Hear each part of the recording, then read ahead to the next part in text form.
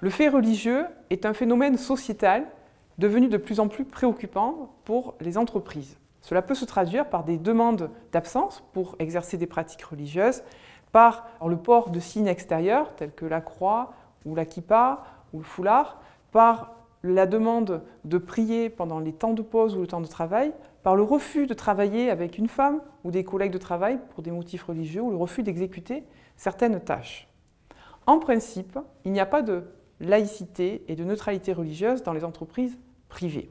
Après l'affaire Babylou, la Cour de cassation a paru clarifier la situation en se référant à la nature des tâches accomplies et à la proportionnalité au regard du but poursuivi pour justifier éventuellement une restriction à la liberté religieuse. La solution a été rendue par rapport au contact avec les enfants.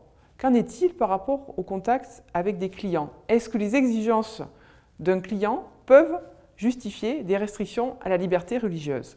La question s'est posée à propos d'une ingénieure informatique qui avait refusé d'ôter son voile à la demande d'un client de son employeur. Et l'employeur l'a licenciée pour faute grave.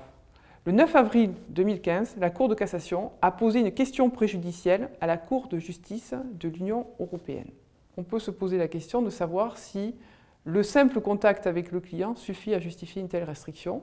La Cour d'appel de La Réunion, le 9 septembre 1997, avait considéré qu'une vendeuse de mode vêtue de la tête aux pieds d'un vêtement religieux pouvait être licenciée de ce fait car elle représentait l'image de marque du magasin.